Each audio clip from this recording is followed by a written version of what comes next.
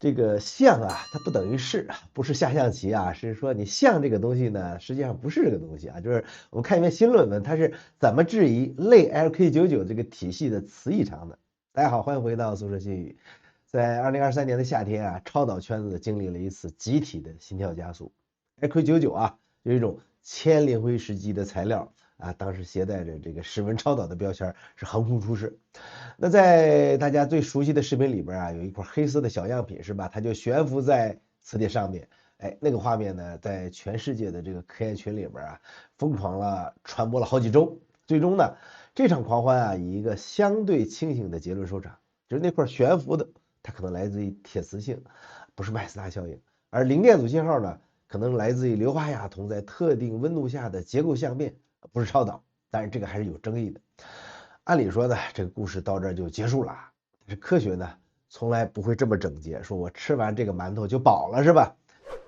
在RK99这个争论平息之后啊，有一批研究者没有离开这个体系，哎，就是我们这个导派这些朋友们，他们换了一条路，哎，水热法合成。嘿嘿，老朋友们可能都知道啊，凯呆博士、王洪洋博士他们做的一条新路线，在更低的温区，哎，依然观察到了哎让人无法轻易忽视的现象，但是在近室温也看到了，就是在零场冷却和长冷却两种降温路径下。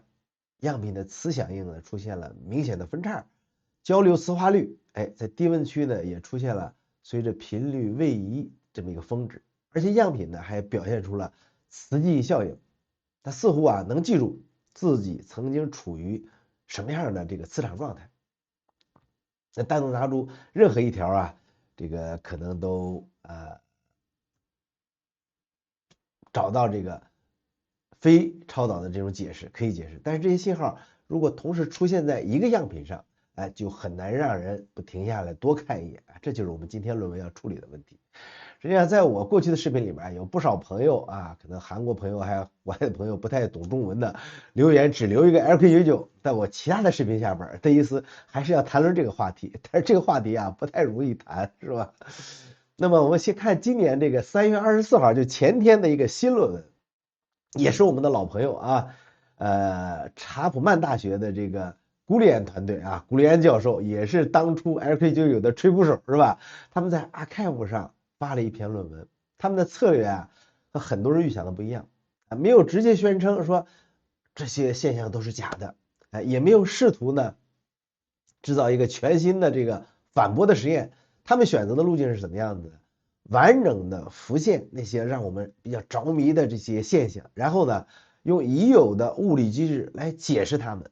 实际上这种方法呀，在 LK99最早的时候就很多人这么做，就是说这个磁现象我用磁铁也能浮现，对吧？意思是一样的。哎，如果能证明这些现象可以被不涉及超导的这个机制完全覆盖，那么这个超导解释就变成了多余的。我们说用点哲学的话说，就是被奥卡姆剃刀给剃掉了。哎，他们用的呀，哎，就是水热法工艺啊，就是开呆啊，他们这个路线，在磷酸铜啊这个在铅磷灰石体系中里边制备样品，这个逻辑很简单，如果连现象都复现不了，那所有的争论都是空谈。结果呢，他们现象啊，就是说复现了，就是他们复现到了在27到28K 组附近啊，它的样品呢也出现了 ZFC 和 FC 的交叉，交流磁化率的低温峰值以及磁记忆效应。这一点呢，我们得停下来说一下，这个复现本身是对原来的这种实验的啊一种背书啊，说明啊那些信号它不是偶然的，不是测量噪声。从某种意义上说呢，这篇反驳的论文反而证明啊，就是对方的观察是可重复的。但是问题接着就来了，这些现象就是水热法合成的样品，它究竟是来自什么呢？那么通过 XRD 和 EDS 分析啊，他们在所有的水热法制备的样品里面都找到了大量的一种副产物，就是铜蓝啊。那么在部分样品里面啊，这个铜蓝的占比高达64%到80%，也就是说呀，在目标材料里边有近2%甚至更多，其实呢是铜蓝。于是啊，他们就做了一个直接的验证，就是购买纯度99%以上的商业的铜蓝粉末，压成小圆片，放进同样的这个磁学的测量设备里边，结果的印象还是我们很深刻的啊。纯铜蓝的 ZFC、FC 磁化曲线和原体系里边观察到的类超导信号在形状上高度相似。那在这儿我们还说一下这个德累斯顿的这个研究啊，他们也做到了各种各样的样品的实验啊。这个逻辑是很简单的啊，如果这个嫌疑人单独出现，也能同样制造出这个案发现场，就是那个曲线，是吧？那么原来的场景就需要被重新理解了。这论文里边有个关键概念叫cluster glasses 团簇玻璃，我们翻译成通俗的说呢，就这些材料里边存在许多微小的磁性的团簇，当温度降到某个临界点以下，这些团簇之间就相互纠缠竞争，最终卡死在一个无序的状态里边，就像这个液体突然冷却下来以后来不及结晶，直接就变成玻璃一样，是吧？这种状态呢，不可能产生零电阻或者完整的麦斯纳屏蔽，和超导是有着本质区别的。那这种磁玻璃态会产生一种特征性的表现，就是 ZFC 和 FC 交叉，频率依赖的这个峰值移动就是这种动态变慢，最直接的体现就是玻璃态的经典标志，以及磁记忆效应。那论文计算出这个参数 K 值大概是 0.02那有意思的是这个数值正好落在了某些超导涡旋玻璃态的区域里，这就解释了为什么最初的研究者容易产生误判。从这一个参数单独来看，这两者呢确实是出现了重叠，对吧？但是结合全套的数据，这个团簇玻璃是更一致的这种解释。这个论文里边还有个实验就这个逻辑就更直接了他们对样品施加了不同强度的磁场观察这个磁冻结这个峰值的温度它的变化。那在超导体里边这个关系是确定的，就是增加磁场，超导转变温度下降，磁场越强，超导越难以维持。但这个样品的表现是完全相反，随着外部磁场的增强，这个 TF 反而升高了，这就和超导的预期的行为直接矛盾。但是它和这个团簇玻璃的行为吻合，磁场呢能够帮助这个磁团簇更稳定的锁定在这个冻结的这个状态，从而使这个 TF 上升。所以这个论文作者就认为这一个数据点就是排除超导解释的最有力证据。但当然这个论文还赶了时髦引入了机器学习，用 AI 模型扫描铜流体系里边不同的铜流配比的热力学的稳定性预测这个超导温度。结果是什么呢？最稳定的铜流化合物区域比如说这个刚才说铜蓝铜流比1:1，和预测超导温度较高的区域几乎没有重叠，就是稳定的东西往往就不超导，可能超导的东西往往稳定不了。那这篇论文我觉得它没有证明就是原来这个水热法合成体系里边不存在超导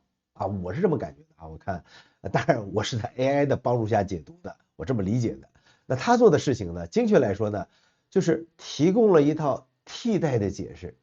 不需要引入超导的假设，就能覆盖到我观察到的这个磁现象本身。但是你能够解释不等于是唯一解释，是吧？我们原来的这个研究者的立场，他从来就不是，包括可爱在后边两三篇论文，他们从来不是说我已经证明超导了，而是更接近我倾向于认为这就是超导，但是没有看到充分的反证。那这篇论文的立场是什么呢？我倾向于认为这不是超导，具有成熟机制，我们可以解释这种现象。所以两边之间的真实距离是什么呢？一方在没有被充分否定的情况下，倾向于接受这个新的解释；另一方，就古莲教授这个团队呢，在没有足够证明这个情况下呢，坚守已有的框架。大家想明白了，这个不是谁对谁错的问题而是面对不完整的证据的时候，不同的这个判断策略是一种概率，我觉得也是。还有一个问题就是论文处理的还是相对简略的。就是他们复现的材料和原研究者的材料，比如说可爱呆他们团队还有其他团队的材料，在结构上真的是同一种东西吗？那过去啊，我们讲过很多篇关于水热法合成的这个，主要是可爱呆博士他们的这个论文，对工艺条件是极为敏感的，pH 值、温度、前驱体温度、投料的顺序，是吧？每一个细节的偏差都可能导致最终产物在相组成和微结构上出现显著差异。就是你先放味精还是先放酱油的问题嘛，那菜的味道就不一样了，对吧？所以论文展示了自己样品的这个晶体形貌，但没有明确对比这和之前研究的这个结构差异，也没有严格证明就这两者呀，就是他们的研究和之前的研究在相组成上具有可比性。这意味着什么呢？意味着这个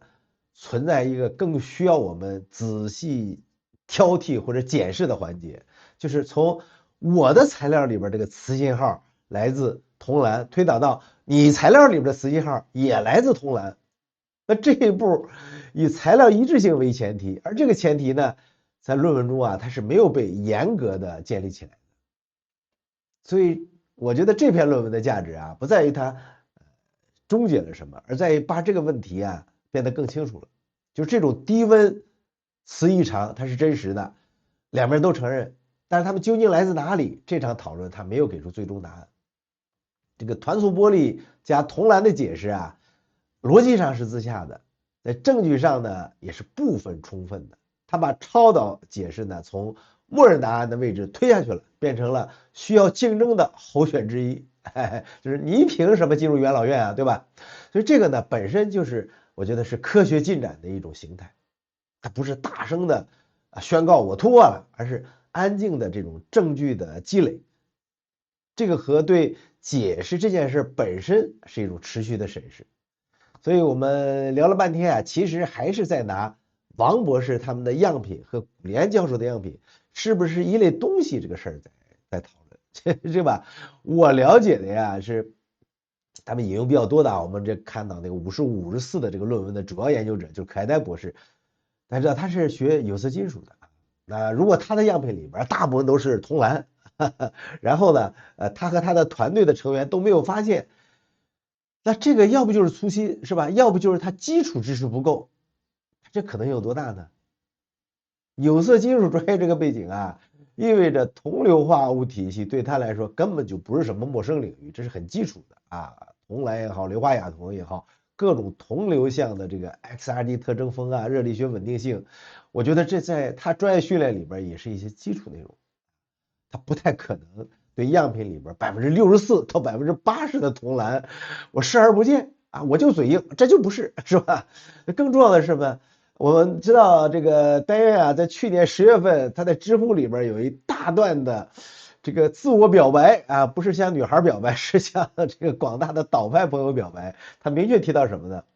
他们做了 XRD 啊，做了 EPR，做了 SQUID，还做了 TM。如果铜蓝真的占了样品的大半，那你那个 XRD 图谱里边那个特征峰根本就藏不住。所以呢，这就有几种可能性值得分开来看。有一种可能呢，第一种就是两边的样品啊，就不是同一种东西。所以论文声称的这个复现了水热法，就跟前面说的一样啊，水热法的细节敏感度很高，完全有可能他们的工艺条件产生了大量的铜蓝，而原来研究体系在王博士的这个工艺控制下，铜蓝的比例其实要低得多，甚至不是主导项。我们知道伦敦大学那位教授对这个可爱呆博士的这个水热法还是比较给大拇哥的。那第二种可能呢，就是两边看到的是不同阶段的样品。王博士提到他们做了大量平行样品的筛选，磁性好的才送去测疏运，意味着呢他们在做的是从复杂产物里边挑选目标项，不是说每一批样品都是干净的单项材料。那第三种可能呢，就是这个铜蓝的确存在，但是王博士认为呢，那些磁信号它来自于其他组、其他项，铜蓝只是个陪衬，是吧？他没有忽视铜蓝，而是对信号来源有不同的归因判断。所以我们分析了三种可能呢，就是把第四种把它对就是这种低级失误这个可能给排除了啊。所以我们综合来看啊，这个专业人士看不出啊自己样品里面有大量的铜蓝的这个说法啊，这个可信度是比较低的啊。就反过来就让这个论文的核心论点就是那些磁异常就是铜栏干的，需要一个相对的更直接的质疑，就跟之前质疑这个硫化亚铜导致这个零电阻一样啊。你做的东西和这些东西都不一样，你拿你做的东西说啊这就是零电阻的原因没问题，但是人家做出来晶体和你不一样，所以你证明它是零电阻是假的，不等于说人家的材料也是假的。所以如果原来研究者的样品里边铜蓝比例根本没那么高，那么你用高的这个现在他们做成的这个64%到80%的这个样品来解释它的成果，那这个是否成立呢？所以这就是今天给大家介绍一篇刚刚新鲜出炉的这个长安大学古莲教授他们这个团队合作的一篇论文。总体来说呢，还是很好玩的。我们其实并不是说一定又倒了或者又记了，是吧？而是觉得这个话题呢，它带来的这种思辨还是很有意思的。就是我知道很多朋友现在一提起 RK99，就是跟对某些这个其他比较荒谬的话题一样，哎呦，还说这个话题呢，你脑残啊，对吧？我觉得这个恰恰不是脑残，我是一种我个人认为一种更思辨的思维来看待一种新鲜事物。反而是对这类话题感兴趣的朋友，他对生活肯定也充满了极大的热情。不信你可以到创导群里看看去，好吧？这就是今天的话题，谢谢大家收看，我们下次再见，拜拜。